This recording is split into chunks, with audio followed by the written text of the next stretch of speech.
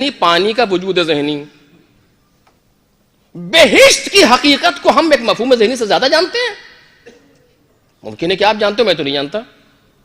جہنم کے وجود کو ہم ایک مفہوم ذہنی سے زیادہ جانتے ہیں. پروردگار اہدنا الصراط المستقیم، صراط مستقیم کو ہم مفہوم ذہنی سے زیادہ جانتے ہیں؟ نہیں، یہ صرف مفاہیم ذہنی ہے جن سے انسان کھیل رہا ہے. ان کی حقیقتیں کہاں ہیں؟ توجہ کریں میرے عزیزو اس چیز پر، ان کی حقیقتیں کہاں ہیں؟ اگر ہمیں سفر کرنا ہے نفس کے اندر جو مراحل پائے جاتے ہیں، جیسے پہلا مرحلہ ہم نے باپ کے سامنے بیان کیا، نفس مسولہ ہے، تصویل کی منزل پہ ہے. قرآن کہہ رہا ہے اس تصویل کی منزل پر جب نفس آتا ہے دو نتیجے سامنے آتے ہیں، یا یہ نفس امارہ بنے گا یا یہ نفس لوامہ بنے گا. قرآن کہہ رہا ہے یہ لوامہ کی منزل، یہ امارہ کی منزل، یہ ملہمہ کی منزل، یہ مطمئنہ کی منزل، یہ سارے مراحل قرآن دے رہا ہے. ان کے حقائق کہاں ہیں؟ کون سمجھائے گا انہیں؟ بات مفہوم ذہنی کی نہیں ہے، بات صرف مفہوم ذہنی تک نہیں ہے کہ انسان اسے محسوس کرے، بلکہ مفہوم ذہنی سے آگے. آج آپ دیکھیے، آپ جس کلاس میں جا کر کے بیٹھتے ہیں، کوئی بھی کلاس ہو دنیا کا، میڈیکل لائن ہو، انجینئرنگ لائن ہو، کچھ بھی ہو، آپ جہاں موجود ہیں وہ ساری چیزیں صرف مفہوم ذہنی تک ہیں، یا ان کا کوئی رابطہ آپ کے دل سے بھی ہے؟ قطعاً نہیں، مفہوم ذہنی ہے، دو دو چار جوڑ دیا نکل آیا، نتیجہ ختم ہو گئی بات. دل متاثر نہیں ہے اس سے. لیکن یہ دین ہے، یہ شریعت ہے، یہ تشیع ہے، یہ مذہب ہے کہ جس کا رابطہ صرف ذہن سے نہیں ہے، قلب سے ہے انسان کے. توجہ کریں جو بات میں عرض کر رہا ہوں، اس کا رابطہ انسان کے ذہن سے نہیں ہے فقط کہ مفہوم ذہنی تک بات ہے، آپ نے کہہ دیا، اس نے سن لیا، بات واضح ہوگی. ایسا نہیں ہے. کیوں؟ اگر ایسا رہے گا تو ہم جہاں ہیں وہیں بیٹھے رہیں گے. شاید ذرا سی بات سنجیدہ ہو یا سخت ہو، کڑوی ہو، لیکن ہے. اگر مفہوم ذہنی تک بات رہ جائے تو ہم جہاں ہیں وہیں رہیں گے. تبدیل ہمیں کون کرے گا؟ مفہوم ذہنی تبدیل نہیں کر سکتا. اگر ہمیں تبدیل کرے گی کوئی شے تو وہ حقیقت ہے جو ہمارے دل پر آ رہی ہے، وہ تبدیل کرے گی. اس کے علاوہ کوئی شے تبدیل نہیں کر سکتی انسان کو. کربلا سے ہمارا رابطہ کون سا ہے؟ مفہوم ذہنی کا ہے یا دل کا ہے؟ اس کو آپ سوچیں.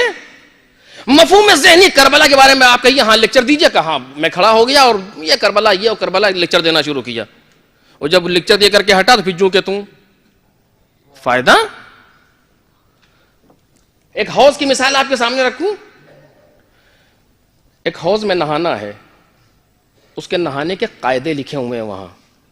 آپ جاتے ہیں کبھی کہ ہوتا ہے پہلے یہ کرو، پھر یہ کرو، پھر یہ کرو، پھر یہ کرو. ان سارے قواعد کو آپ نے یاد کر لیا، بالکل من عن اسی طریقے سے یاد کر لیا. کھڑے ہوئے، بسم اللہ الرحمن الرحیم، سارا قاعدہ سنا دیا، نہا لیے. سوچیں آپ، نہا لیے، سوال ہی نہیں پیدا ہوتا. قاعدے سب اس کے بعد یہ کرنا ہے، پھر میں نے یہ کیا، پھر میں نے یہ کیا، پھر میں نے یہ کیا، پھر میں نے یہ کیا، اور یوں ہو گیا کام. کہنے یہ تو مفہوم ذہنی تھا ان ساری چیزوں کا، اب حقیقت میں وارد ہوئی ہے. توجہ کریں، اب حقیقت میں وارد ہو تاکہ پتا چلے کہ حقیقت کیا ہے. ایک ہے کربلا کو جاننا، اب میں ایک لفظ کہہ رہا ہوں آپ غور کیجئے گا. ایک ہے کربلا کو جاننا، کہ انسان جانے کہ کربلا کیا ہے. اتنا بڑا واقعہ تاریخ میں نہ اس سے پہلے ہوا نہ اس کے بعد ہوا. جمعے کے دن کی مجلس سے میں نے اشارہ کیا تھا، پروردگار کا اس سے مہم دوسرا منصوبہ نہیں. اور روز اول سے اس کا تذکرہ کیا گیا. کیا تھا؟ پہلے انسان جانے اس کو. پہلا مرحلہ ہے کہ جانو. کافی ہے؟ جی نہیں. پھر اس کو سمجھو کہ کربلا کیا ہے. صرف جانو نہیں، مفہوم ذہنی تک نہ رہے، بازرا سی عمیق ہو. سمجھو کربلا کیا ہے. کافی ہے؟ جی نہیں. اب اس کے بعد اپنے وجود سے درک کرو کہ کربلا کیا ہے. جیسے پہلے حوض کے پانی کو جانو, سمجھو کیسے تیرنا ہے, کیسے پانی میں اترنا ہے, اور اب پانی کے اندر جاؤ. اب اترو پانی کے اندر تاکہ وجود تمہارا کثافتوں سے پاک ہو جائے, وجود تمہارا لطیف ہو جائے. سارے مفاہیم دینی اسی طریقے سے ہیں. مجھے گفتگو اس سال کرنی تھی اقامت الصلاۃ پر, لیکن میں نہیں پہنچ سکا وہاں تک, رہ گئی بات اسی جگہ پر. یعنی کیا اس چیز کو محسوس کریں, ہمیں جو سفر کرنا ہے نفس کا پروردگار کی طرف, پہلے ہم سمجھانے کہ یہ کیا چیز ہے, پھر اس کے بعد سمجھیں کہ یہ کیا ہے, پھر اسے درک کریں. اور درک بغیر وجود حقیقی کے ہو ہی نہیں سکتا. توجہ کریں, جب تک یہ پانی کو ہم جان لیں سمجھ لیں ساری بات ہے, اس کو پینے کے لیے جب تک یہ خود نہ ہو ممکن نہیں ہے. اگر تمام حقائق دینی جو پیغمبر پر نازل ہوئے تھے مدینے میں 28 صفر سن 11 ہجری پیغمبر کے ساتھ دفن ہو گئے, آج دنیا خالی ہے حقیقت سے. کوئی ہے جو کہے قبول کرے, اس چیزوں کا سوال ہی نہیں پیدا ہوتا. پھر جب سوال نہیں پیدا ہوتا, کوئی ایسا چاہیے جو ان حقائق کو اپنے اندر رکھتا ہو. توجہ کریں, جس کے اندر اتنی ظرفیت موجود ہو کہ جتنی ظرفیت انبیاء میں نہیں تھی پیغمبر میں تھی, آخری نبی میں. جو پیغمبر کی جتنی ظرفیت رکھتا ہو, اور اب وہ تمام حقائق دینی کو اپنے اندر رکھے, اور صرف رکھے نہیں بلکہ جس میں جتنی ظرفیت ہو, جس میں جتنی صلاحیت ہو, اس کو اتنا دیتا چلا جائے. ایک صلوات پڑھیں محمد اور آل محمد.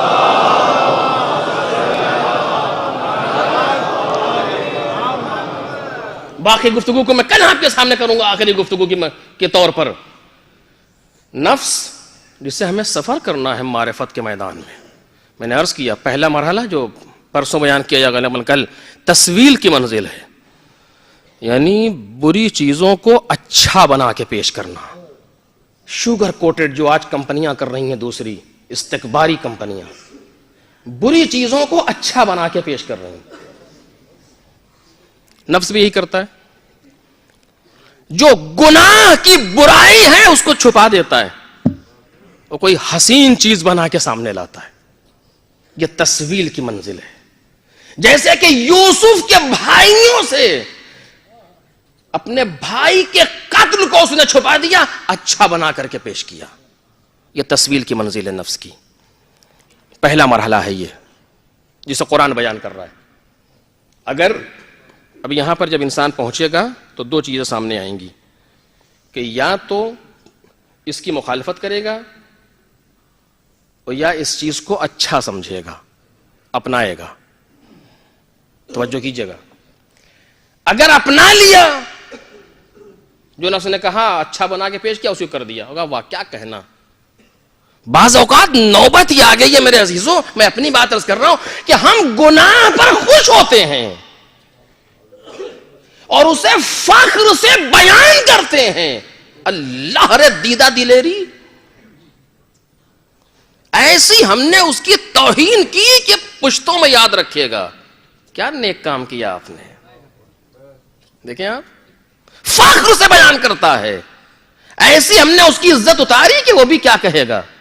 دیکھ رہے آپ, کس امام کی سیرت کے مطابق تھا یہ عمل, کون سے پیغمبر کی تعلیم کے مطابق تھا یہ عمل.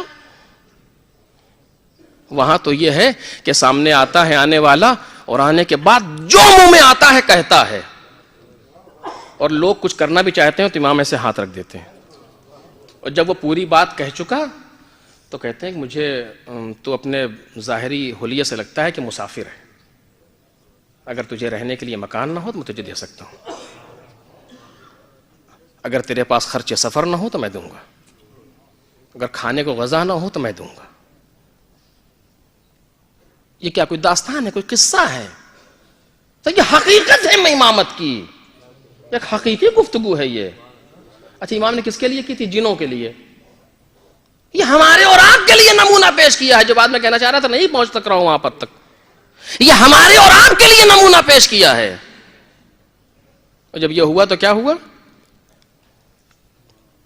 گھوڑے سے اتر آیا, پیروں کو پکڑ لیا, کہ آج سے پہلے مجھ سے زیادہ بڑا آپ کا دشمن نہیں تھا, لیکن آپ کے اس عمل سے آج سے مجھ سے زیادہ کوئی آپ کا دوست نہیں ہے.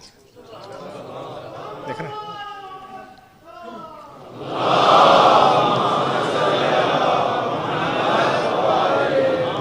شام سے آیا ہے, اکیلا ہے, مدینے کا واقعہ ہے. امام ایسے اشارہ اگر کر دیتے, صرف اشارہ بھی نہ کرتے, جو لوگ بڑھ رہے تھے ان کو نہ روکتے, گردن نہ رہتی بدن پہ, 2 لمحے میں مر تو جاتا, اپنا نہیں بن سکتا تھا. امام کسی کو مارنے کے لیے کائنات میں نہیں آیا, اپنا بنانے کے لیے آیا ہے. اپنا بنانے کے لیے آیا ہے. اپنا بنانا اپنے لیے نہیں, اپنا بنانا اسی کے لیے. ایک صلوات پڑھے محمد اور آل محمد.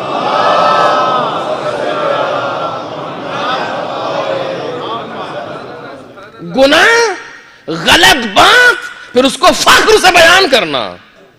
اگر یہ منزل آ گئی, نفس کے چکر میں انسان پھنسا, تصویر کی میں اس نے اچھا کر کے دکھایا بری بات کو, اور ہم نے اس کو کہا واہ کیا کہنا, اس کے بعد اسی کو آگے بڑھا دیا. کیا ہوا؟ نفس ایک قدم آگے بڑھ گیا. اور اب کیا کرے گا کہ اب یہ نفس جو کل مسولہ تھا, اب یہ نفس امارہ بن گیا. اب اس کو جرأت مل گئی. دیکھتے ہیں نا, بعض لوگ آتے ہیں بیٹھتے ہیں, اگر ذرا سا کچھ ان کیا بچوں نے اور نہ ٹوکیے تو اور آگے بڑھتا ہے. اسی لیے امر بالمعروف رکھا گیا تھا. اب یہ امارہ کی کیفیت میں قرآن مجید نے کہا, وَمَا أُبَرِّئُ نَفْسِي إِنَّ النَّفْسَ لَأَمَّارَةٌ بِالسُّوءِ. امارہ یعنی امر کرنے والا, آرڈر کرنے والا, بہت زیادہ حکم دینے والا. کل تک صرف بری چیز کو اچھا کر کے دکھا رہا تھا, اور اب حکم دیتا ہے یہ کرو, اور انسان اسے کرتا ہے. اور آپ دیکھ لیجیے حالت کیا ہوتی ہے دنیا کی. آج آپ دیکھ رہے ہیں ایک سے بڑھ کے ایک شقی سامنے آتا ہے اسی نفس امارہ کے نتیجے میں. اور اگر اسی نفس امارہ تک پہنچنے سے پہلے تصویل کی منزل پر ٹھہر گیا اور نفس سے تھوڑی سی جنگ کی, تو اب نفس لوامہ کی منزل میں ہے. قرآن مجید اس کو بھی کہتا ہے. اور اس قابل بن جاتا ہے یہ نفس کے پروردگار عالم اس کی قسم کھاتا ہے, لا اقسم بیوم القیامہ ولا اقسم بنفس اللوامہ. نفس لوامہ کی قسم. یہ کیا ہے لوامہ؟ یعنی جب انسان گناہ کر لے اگر خدا نہ کردہ, تو اپنے گناہ پر نفس اسے شرمندہ کرتا ہے. تو نے برا کیا, اچھا نہیں کیا, تو نے اس مومن کا دل دکھایا, تو نے اچھا نہیں کیا. فلاں والنٹیئر سے تم نے بدتمیزی کی, اچھا نہیں کیا. والنٹیئر سے کہتا ہے تم نے آنے والے زائر مجلس حسین میں آنے والے زائر کے ساتھ بدتمیزی کی, اچھا نہیں کیا. نفس ملامت کرتا ہے. اور جب تک یہ ملامت کی کیفیت باقی رہے, اس وقت تک اصلاح کی امید باقی ہے. توجہ کریں, جب تک یہ ملامت کی کیفیت باقی ہے, اصلاح کی امید باقی ہے. انسان اسی پر آگے بڑھ جاتا ہے. اور اگر اسی نفس کی ملامت پر غور کر لیا اس نے, تو اب نفس ایک قدم آگے بڑھتا ہے اس طرف, اچھے راستے پر. وہ کیا ہے بس اس کو بیان کر رہا ہوں, باقی بعد میں انشاءاللہ. ایک قدم آگے بڑھتا ہے نفس اسی لوامہ کی منزل پر, اور اب ہوتا ہے ملہمہ. توجہ کیجیے گا, یہ سارے لفظیں قرآن کی ہیں. اب ملہمہ کی کیفیت پر آتا ہے. یعنی کیا؟ یعنی اس نفس پر الہام ہوتا ہے پروردگار کی جانب سے. جہاں پروردگار عالم نے 11 قسمیں کھانے کے بعد کہا ہے, وَالنَّفْسِ وَمَا سَوَّاهَا فَأَلْهَمَهَا فُجُورَهَا وَتَقْوَاهَا. کہ جہاں نفس اب ملہمہ کی منزل پر آ گیا, پہلے مسولہ تھا, مسولہ پر انسان نے اسے جھگڑا کیا تو لوامہ بنا. جب لوامہ پر آیا, لوامے پر اس نے زور دیا, تو اب ملہمہ کی منزل پر آ گیا. ملہمہ یعنی کیا؟ اب فجور اور نیک باتوں کا, تقوی کا اس پر الہام ہو رہا ہے, اور اب خود محسوس کر رہا ہے کہ اچھائی کیا ہے, برائی کیا ہے. ایک صلوات پڑھے محمد اور آل محمد.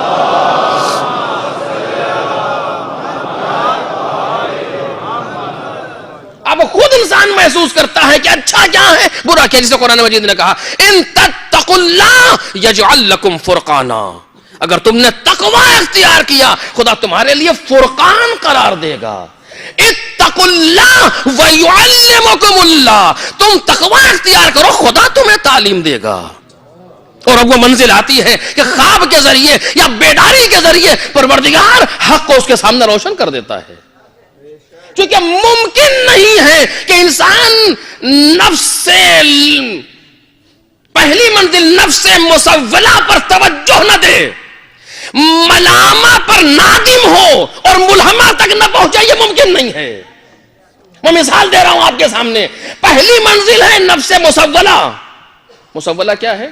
میں نے عرض کیا, اچھی چیز بنا کے دکھانا بری بات کو. کسی انسان نے ہمیں گالی دی, نفس کہتا پلٹ کے اس سے بری گالی دے. کہتا ہے کہ نہیں کہتا؟ اس سے بڑھ کر کے اس سے برخورد کر, اس سے بدتمیزی کر. لیکن اگر اس کو سمجھ لیا, اس نے کہا نہیں یہ ممکن نہیں ہے, چونکہ یہ جو کہہ رہا ہے یہ کوئی اچھا انسان ہے. اگر اس نے میرے لیے کوئی تہمت لگائی ہے, میں اس کے لیے تہمت نہیں لگا سکتا. اس نے اگر میری توہین کی ہے, میں اس کی توہین نہیں کر سکتا, چونکہ جو اس نے توہین کی ہے اس کا جواب یہ دے گا. لیکن اگر میں توہین کروں گا تو میں اپنا جواب دوں گا. یہ جنگ ہو رہی ہے انسان کے درمیان. اور اب وہ اس شریف انسان, ممکن اس نے کسی مصلحت کے تحت کہا ہو, ممکن اس نے ہماری محبت میں ہماری اصلاح کے لیے جملہ کہا ہو, یہ سب سوچ کر کے ٹک جاتا ہے. نفس کے مسولہ ہونے کو نہیں مانتا اور کچھ دیر کے لیے خاموش رہتا ہے, اور اندر جنگ چلتی ہے, اور اس جنگ میں کامیاب ہوتا ہے اور کہتا ہے اگر عرب میں کسی نے یہ جملہ کہا ہوتا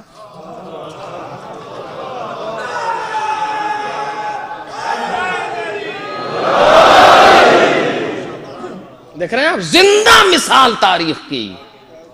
اگر عرب میں کسی نے جب کہا کہ سکلت کا امو کا یا ہر ما ترید, اے ہر تیری ماں تیرے ماتم میں بیٹھے تو کیا چاہتا ہے, تو مسولہ کا تقاضا کیا, پلٹ کے کہے. لیکن نہیں, ٹھہر گیا. جو شیطان زینت دے رہا تھا اس کو غور کیا, یہ زینت واقعی ہے کہ نہیں ہے, اور پھر کچھ دیر سکوت کیا, پھر کہتا اگر کسی نے عرب میں جملہ کہا ہوتا اور میری ماں کو یاد کرتا, میں اس کی ماں کا تذکرہ کرتا. لیکن کیا کروں کہ آپ کی ماں سیدہ ہے, میں سوائے خیر کے کوئی ذکر نہیں کر سکتا. نفس مسولہ کی بات کو نہیں مانا. جب نفس مسولہ کی بات کو کچل دیا تو اب یہ نفس امارہ کی طرف نہیں جائے گا. توجہ کریں, کیونکہ پہلی منزل پہ کچل دیا گیا. اب کدھر جائے گا؟ لوامہ کی طرف آئے گا. اب ملامت کرے گا, تم نے غلط کیا, راستہ روکا, تمہیں یہ کام نہیں کرنا چاہیے تھا. دنیا کی افسری کتنے دن کی ہے, کتنے دن تک دنیا میں جیو گی؟ یہ ملامت ہے, یہ ملامت کر رہا ہے نفس. اتنی ملامت کی نفس نے کہ برداشت نہیں کر سکا, اور اب یہ طے کر لیا کہ ملہمہ کی منزل پر آیا کہ حق ادھر ہے, باطل ادھر ہے. توجہ کریں. اور نفس ملہمہ کی منزل پر آیا, چل دیا باطل کو چھوڑ کے حق کی طرف, اور تاریخ نے اس کو حر علیہ السلام کے نام سے یاد کیا. ایک صلوات پڑھ دے محمد اور آل محمد.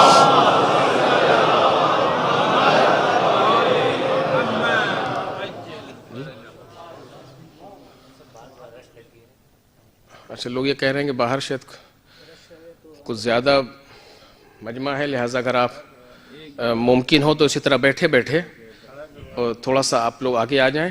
جو کھڑے ہو کر کے بیٹھے پھر وہیں کے وہیں بیٹھ جاتے ہیں, کھڑے ہو کے بیٹھتے ہیں تو وہیں کے وہیں بیٹھ جاتے ہیں.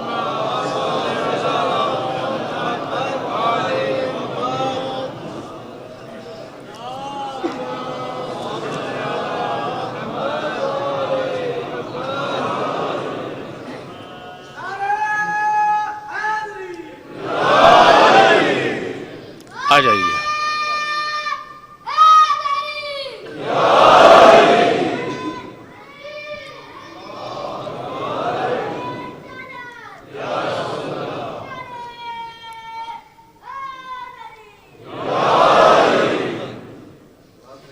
ایک صلوات پڑھیں محمد اور آل محمد.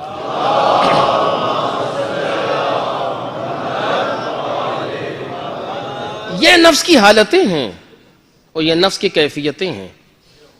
اب ہمیں یہ دیکھنا ہے کہ ہم اس سفر میں کہاں کھڑے ہیں. توجہ میرے عزیزو, آیا مسولہ کی منزل پر ہیں, اسی پر چل رہے ہیں, امارہ کی منزل تک لے گئے نفس کو, یا الٹ کے گئے لوامہ تک لے گئے, یا ملہمہ تک آ گئے. اب حق و باطل کا ہمارے اوپر الہام ہو رہا ہے, کہاں آئے ہم. اور یہی وہ سفر ہے جو انسان کو طے کرنا ہے, اور اس سفر کو بغیر کسی قلبی رابطے کے طے نہیں کر سکتا. توجہ کیجئے گا, میں ذمہ داری سے کر رہا ہوں آپ کے سامنے. یہ مفہوم ذہنی نہیں ہے لوامہ, مفہوم ذہنی نہیں ہے صرف ہمارا, بلکہ یہ ایک حقیقت ہے اور اس کو جب تک کسی حقیقت سے وابستہ نہ ہو جائے طے کرنا ممکن نہیں ہے. یہ مفاہیم ذہنی چونکہ انسان کو یہاں سے اٹھا کے خدا تک لے جانا ہے. خدا تک لے جانا کے معنی یہ ہے کہ صفات پروردگار اس کے اندر پیدا کرنی ہے, اور اس صفات کو جب پیدا کرنا ہے تو کوئی ایسا ہو جو صفات الہی کو لیے ہو, اور پھر ہم اس کے ذریعے سے ان صفات کو اپنے اندر ایجاد کریں, کیونکہ لفظوں سے کام چلنے والا نہیں ہے جب تک کوئی حقیقت ہمارے سامنے موجود نہ ہو. اب اسی کو کہتے ہیں کہ جس نے اپنے وقت کے امام کو پہچان لیا اس نے خدا کو پہچان لیا. ایک صلوات پڑھیں محمد اور آل محمد.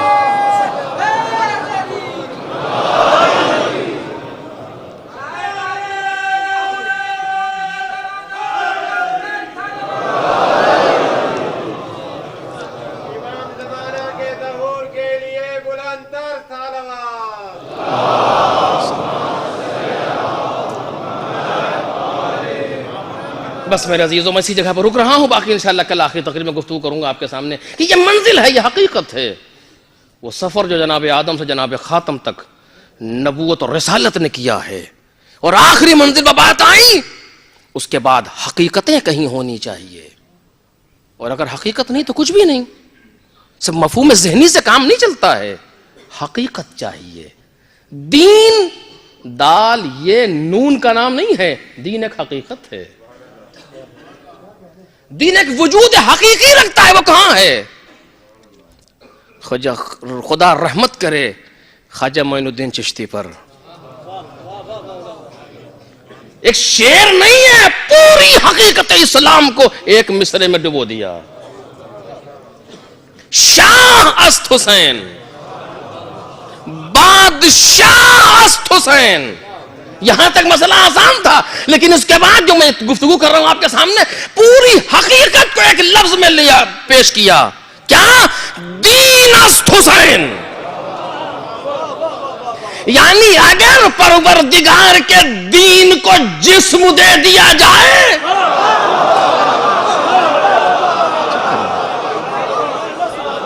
اگر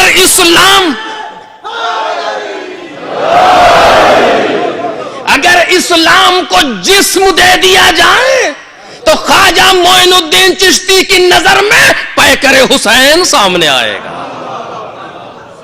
اب ممکن ہے حسین سے کوئی دین کو الگ کرے, ممکن ہے کوئی دین سے حسین کو الگ کرے, اور جب ممکن نہیں ہے تو اگر کوئی قلبی اعتبار سے حسین سے وابستہ ہو گیا, ذہنی اعتبار سے نہیں, لفظی اعتبار سے نہیں, کربلا سے رابطہ ذہنی نہیں بلکہ کربلا سے رابطہ حقیقی اور وجودی ہو گیا, حسین ابن علی سے رابطہ حقیقی اور وجودی اور قلبی ہو گیا, تو چاہے جتنی دنیا کوشش کرے, جتنی یلغار ہو, جتنے بجٹ صرف کیے جائیں, لیکن کسی حسینی کو کوئی بے دین نہیں بنا سکتا.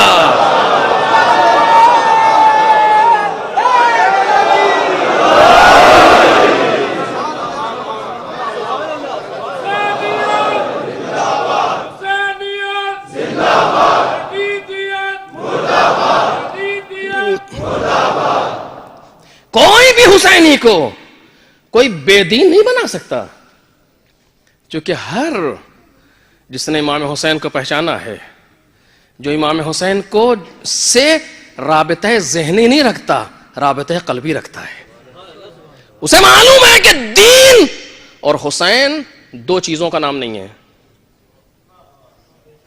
توجہ کریں آپ. بعض اوقات کیا کروں, مال عصف ہمارے یہاں کچھ شعراء نے بھی اس سلسلے میں حق بیانی نہیں کی.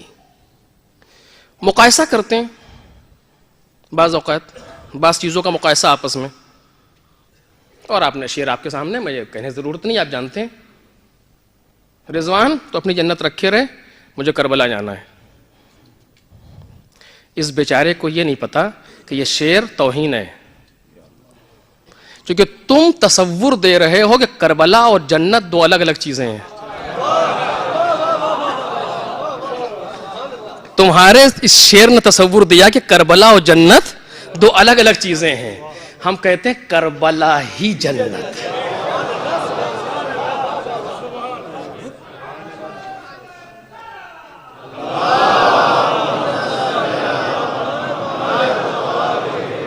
وہ خطابت نہیں کر رہا ہوں کہ خطابت میں کہہ دے, اس نے شاعری میں کہا, ہم نے خطابت میں کہا بات وہی ہے, ایسا نہیں ہے.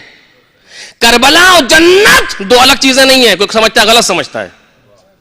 متعدد احادیث متعدد طریقے سے, بین جبل طوس روضۃ من ریاض الجنہ, طوس کے دو پہاڑوں کے درمیان جنت کے باغوں میں کا ایک باغ ہے. وہ کیا ہے؟ طوس میں جائیے, امام رضا کا روضہ, پیغمبر اسے جنت کہہ رہے ہیں. کربلا جنت سے الگ نہیں, خطہ ہے جنت کا. مقایسوں نے بعض اوقات مشکل ہمارے لیے ایجاد کر دی. شعر چونکہ اس قدر فہم کے ساتھ شعر نہیں کہا گیا. مقایسہ جنت کا کربلا سے ممکن نہیں ہے, کربلا ہی جنت ہے. مقایسہ کرنے کے معنی ہے کہ آپ کی نظر میں دو چیزیں الگ الگ ہیں. دین کا مقایسہ حسین ابن علی سے غلط ہے. نہیں, دین ہی حسین ہے, حسین ہی دین ہے. دین کی توہین امام حسین کی توہین, امام حسین کی توہین دین الہی کی توہین. اس جہز سے سوچنا ہوگا. خواجہ معین الدین چشتی سوچ چکے اسے. دین است حسین, دین پناہ است حسین. دین بھی یہی ہے, اور اگر دین کو کہیں پناہ ملے گی تو وہ حسین ہے. یعنی اگر دین الہی دنیا میں کہیں پناہ پا سکے گا تو وہ حسین اور حسینی کے یہاں. توجہ کریں,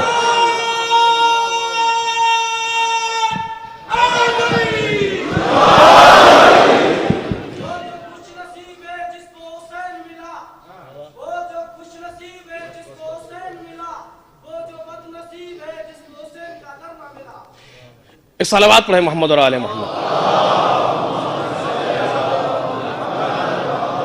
میدان معرفت میں ہماری بحث مفاہیم سے نہیں ہے, الفاظ سے نہیں ہے, بحث حقیقت سے ہے. اگر ہم نے اپنے نفس کو حقیقی اعتبار سے بلند کر دیا تو جتنا بلند کرتے چلے جائیں گے اتنا خود بخود امام سے قریب ہوتے جائیں گے, کیونکہ یہ حقیقت ہے اسی چیز کی. اور جتنا نیچے رہیں گے اتنا سے دور ہوتے چلے جائیں گے, کیونکہ یہ کمال کی منزل ہے. کربلا اسی چیز کا نام ہے کہ جہاں فرزند رسول نے دکھایا کیسے کیسے بلند ہونے والے. میرے عزیزو, 10 دن میں کچھ نہیں بیان کیا جا سکتا. کربلا کے شہداء کی سیرت کو ہمیں پڑھنا چاہیے, ان کا حق ہے ہماری گردن پر. ہم اپنے لیے کہہ رہے ہیں, پڑھنا چاہیے. کیسے کیسے لوگ کربلا کے میدان میں ہیں جن کا ایک انسان بھاری ہے پوری کائنات پر. ایسے ایسے لوگوں کو جمع کیا حسین ابن علی نے. میں نے عرض کیا تھا کل کی تقریر میں, یہاں رشتے نہیں ہیں, رشتوں کی اہمیت نہیں ہوتی ان کے یہاں. ان کے یہاں کردار کی اہمیت ہے, سیرت کی اہمیت ہے, اس حقیقت کی اہمیت ہے جو انسان کے اندر پوشیدہ ہے, الفاظ نہیں, حقائق. اور کربلا میں جو جمع ہوئے ہیں وہ حقائق لے کر کے آئے ہیں, اور ان کی حقیقتیں ان کی زبان سے ادا ہو رہی ہیں. اور اب سوچئے کہ میں نے کہا تھا کسی موقع پر کہ جس شہید کے جنازے پر جو جملہ حسین ابن علی نے کہا ہے وہ اس شہید کی منزلت کو بتا رہا ہے. یہ ہمارے طریقے سے نہیں کیا کہ مرثیہ پڑھ دیا کچھ بھی کہہ دیا, نہیں, یہ امام کے سلیکٹڈ جملے ہیں, منتخب جملے ہیں امام کے اس شہید کے لیے. اس سے لگتا ہے کہ یہ کس منزل پر تھا. اگر کسی کے لیے حسین ابن علی کہیں کہ اس کے بعد زندگانی دنیا پہ خاک ہے,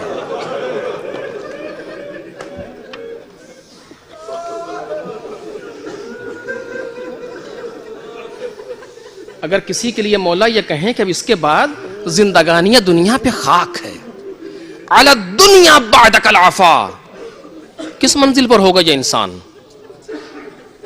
بات عمر کی نہیں ہے, بات اس سیر کی ہے, اس حقیقت کی ہے کہ جو حسین ابن علی سے قریب ہوتی چلی گئی. کس منزل پر ہوگا یہ انسان؟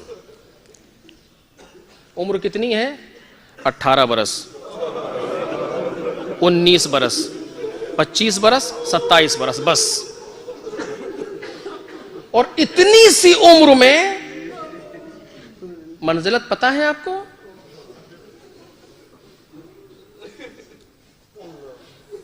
بیٹا نہیں، علی بن ابی طالب کا پوتا نہیں. اس طرح تو اور بھی لوگ ہیں، دوسرے ائمہ کے بیٹے ہیں. نہیں. آپ دیکھیے کیا کہا، تو کس شان سے حسین ابن علی نے کہا. یہاں تک کہ انصار کی باری ختم ہو گئی،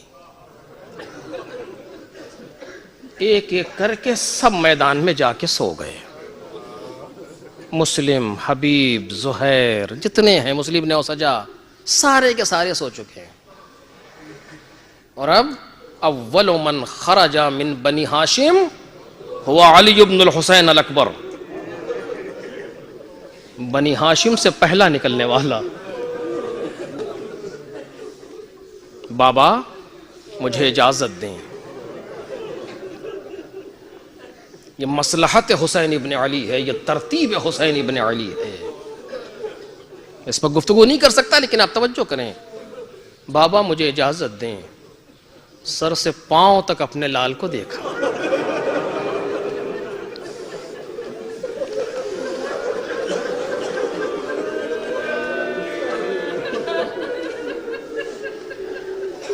اپنے بچے کو حسین ابن علی نے دیکھا اور اس کے بعد آواز دی، میرے لال بسم اللہ.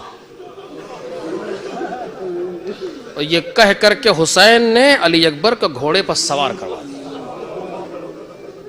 جب علی اکبر گھوڑے پر بیٹھ گئے تو امام حسین نے اپنی انگشت شہادت کو آسمان کی طرف بلند کیا. مقتل کے فقرے ہیں یہ. آسمان کی طرف بلند کیا اور کیا کہا؟ اللہم اشہد علی ہؤلاء القوم، پروردگار اس قوم پر گواہ رہنا، قد برز الیہم غلام، اب وہ جوان اس کی طرف جا رہا ہے، اشبہ الناس خلقا وخلقا ومنطقا برسولک، جو سب سے زیادہ تیرے رسول سے شبیہ تھا. کس چیز میں؟ خلقا، ظاہری قیافے میں، صورت میں، چہرے کا انداز، ساری صورت کا انداز، بدن کا انداز علی اکبر کا پیغمبر جیسا. اشبہ، سب سے زیادہ شبیہ. چونکہ امام حسین بھی پیغمبر سے شبیہ ہیں، امام حسن بھی پیغمبر سے شبیہ ہیں، لیکن کہتے ہیں اشبہ الناس، لوگوں میں سب سے زیادہ پیغمبر سے شبیہ کون؟ علی اکبر. اگر کسی کو پیغمبر کی 18 برس کی جوانی دیکھنا ہو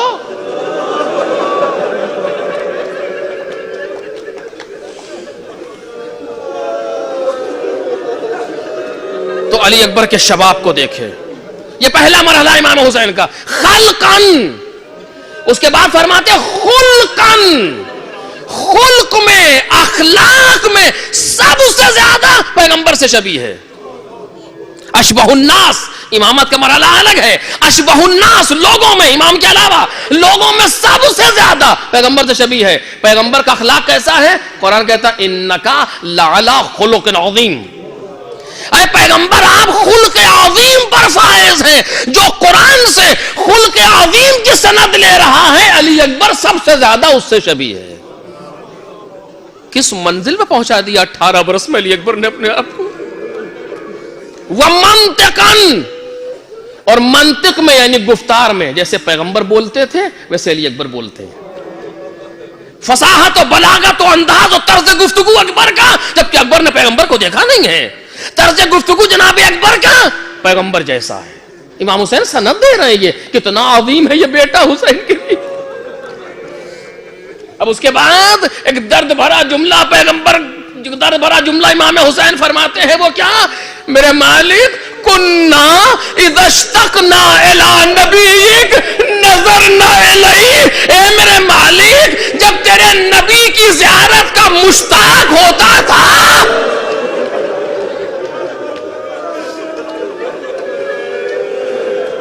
مجلس زمان آخری منزل پر پہنچ رہی گفتگو. جب تیرے نبی کی زیارت کا مشتاق ہوتا تھا تو علی اکبر کو دیکھتا تھا. یہ کہہ کر کے گھوڑے پر بٹھا دیا حسین نے. علی اکبر چل دیے میدان کی طرف. بیٹا چلا.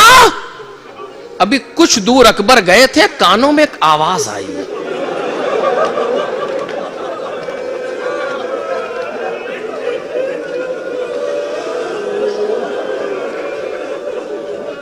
کانوں میں ایک آواز آئی. کیا آواز؟ ایک نحیف سی آواز ہے. یا بنیا مہلن محلہ, یا بنیا مہلن محلہ. اے میرے بچے آہستہ, اے میرے لال آہستہ. اب جو مڑ کے اکبر نہ دیکھا, بوڑھا باپ چلا رہا. لجام فرس کو اکبر نے کھینچا, گھوڑا ٹھہرا.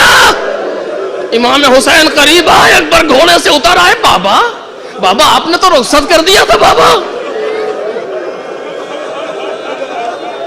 علی اکبر حسین کے دل کی کیفیت کو سمجھو.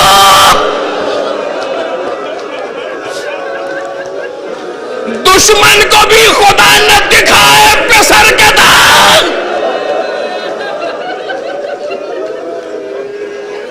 کیا کہیں, کیا کہیں علی اکبر سے امام حسین؟ کچھ نہیں کہا. جو مقتل کے فکرے ہیں کچھ نہیں کہا, صرف اتنا کہا, علی اکبر جب تک سامنے رہے مڑ مڑ کے دیکھتے رہنا.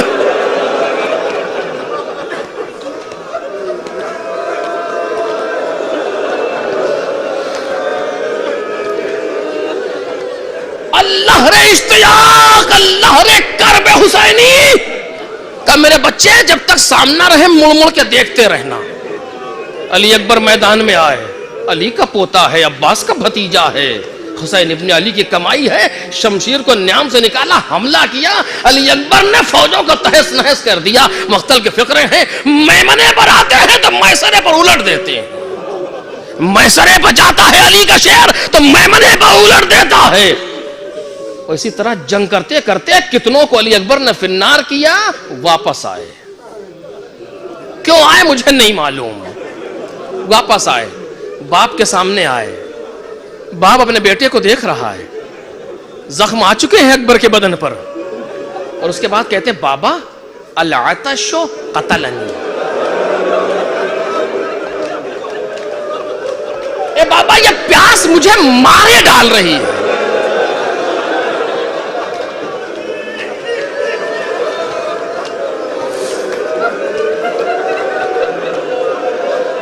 وَثِقْلُ الْحَدِيدِ اجہدنی.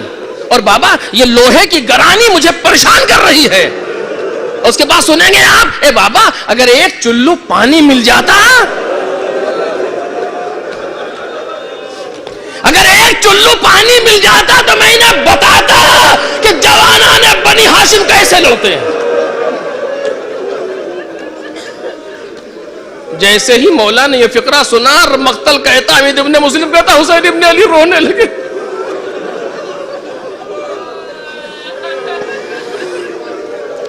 کہ اکبر اپنی زبان میرے دہن میں دو.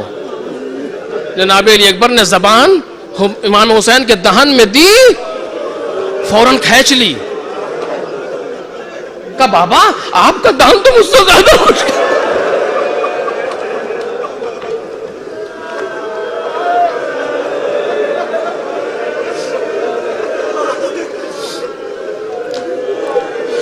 بوڑھے انسان کی نسبت جوان کو پیاس زیادہ لگتی ہے, اور اکبر لڑکے آ رہے ہیں ابھی, ان کے دہن کو زیادہ خشک ہونا چاہیے تھا, لیکن نہ جانے حسین کب سے پیاسے ہیں. امام حسین جب دنیا میں آئے تھے نانا کی زبان چوسی تھی, اب جانے کا وقت آیا ہے شبیہ پیغمبر کی زبان چوسی حسین. انگوٹھی اتاری امام حسین نے, اور اتار کے کہا, اکبر اسے دہن میں رکھ لو. جناب علی اکبر نے اس انگوٹھی کو اپنے دہن میں رکھا اور کہا, میرے لال اب تم کو تمہارے جد حوض کوثر سے سیراب کریں. آپ سمجھ رہے اس جملے کا مطلب کیا ہے؟ علی اکبر اب تمہیں تمہارے جد حوض کوثر سے سیراب کریں گے. یعنی کیا مطلب؟ یعنی اکبر اب میدان سے واپس نہ آنا. علی اکبر دیر ہو رہی ہے. بیٹے نے باپ کا مقصد سمجھا, علی اکبر میدان میں آئے, لوٹتے لوٹتے علی اکبر واپس نہ گئے. جنگ کر رہا ہے علی کا لاڈلا, سامنے سے دشمن پر حملہ ہے. ایک دشمن نے کمین کی چھپا, اور چھپنے کے بعد علی اکبر پر نیزہ مارا, پشت سے نیزہ لگا.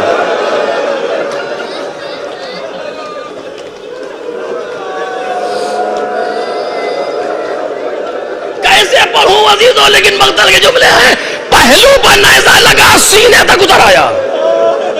علی اکبر گھومے, نیزہ ٹوٹ گیا, برچھی یعنی سینے میں رہ گئی.